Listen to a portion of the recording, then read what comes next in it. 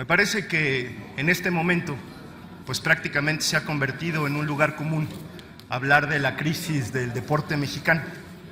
Pero creo que vale la pena distinguir entre la crisis del deporte mexicano, el fracaso del sistema deportivo mexicano y la loable participación que han tenido los atletas de nuestro país.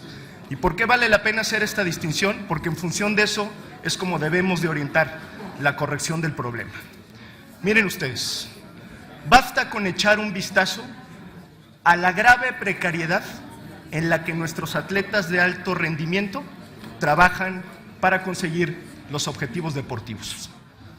Los atletas que mayor recurso reciben son aquellos atletas de alto rendimiento que han sido medallistas olímpicos, que han sido campeones panamericanos, campeones centroamericanos, y lo más que reciben de parte del Estado mexicano son 60,000 pesos.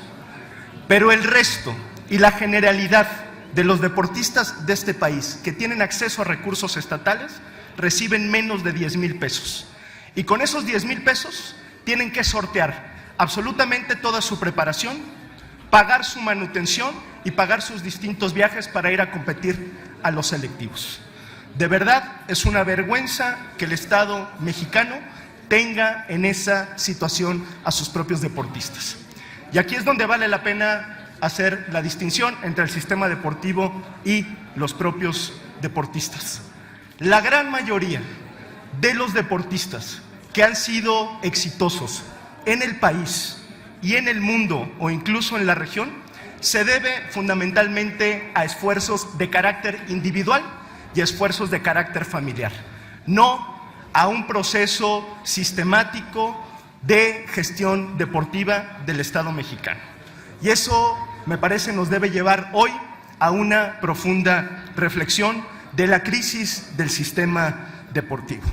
Lamentablemente, tiene que ocurrir una catástrofe como la que acontece el día de hoy en las Olimpiadas para darle visibilidad a un tema que debiera ser una actividad permanente del Estado. Si no es el Estado mexicano, no será ninguna otra institución la que pueda suplir esta actividad.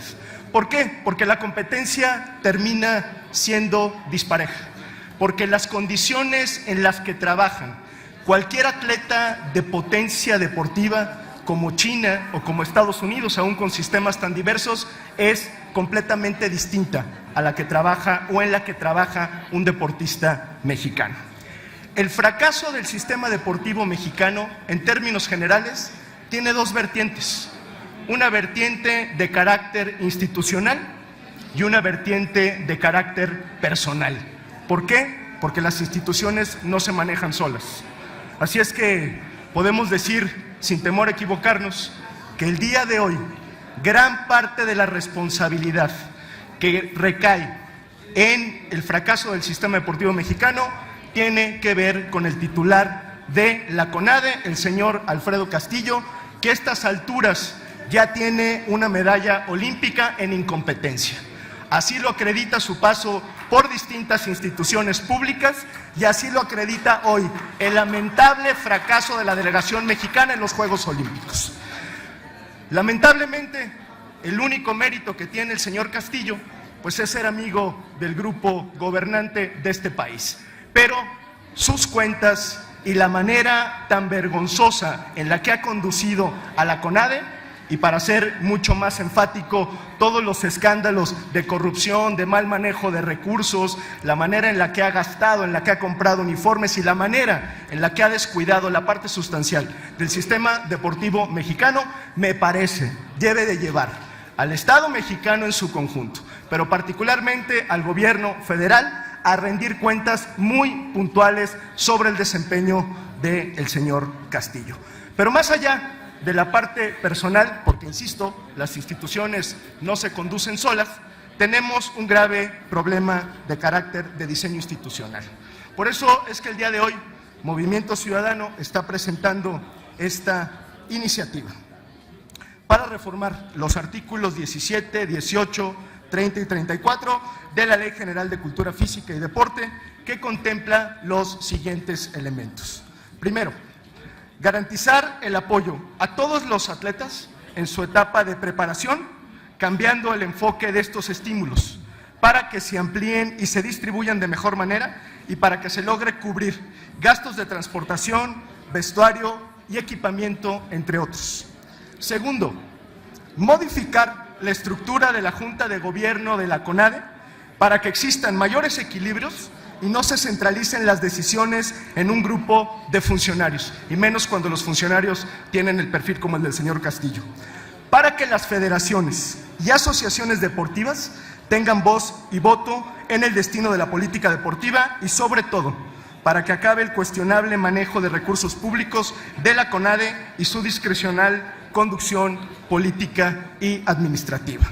Y tercero, reformar el método de designación del director de la CONADE para que el Ejecutivo deba hacerlo mediante una convocatoria pública y una amplia consulta con las federaciones y asociaciones deportivas, y este cargo sea ocupado por la persona con el perfil idóneo y el consenso suficiente, porque el problema de quienes dirigen una instancia pública es un problema no solo de diseño institucional, sino que, por supuesto, se trata de evitar lamentables historias como la que está aconteciendo en estos días. Compañeras y compañeros legisladores, la difícil situación por la que atraviesa el deporte mexicano es un reflejo de nuestra debilidad institucional y de las persistentes redes de complicidad que tienen secuestrado a muchos aspectos de la vida pública.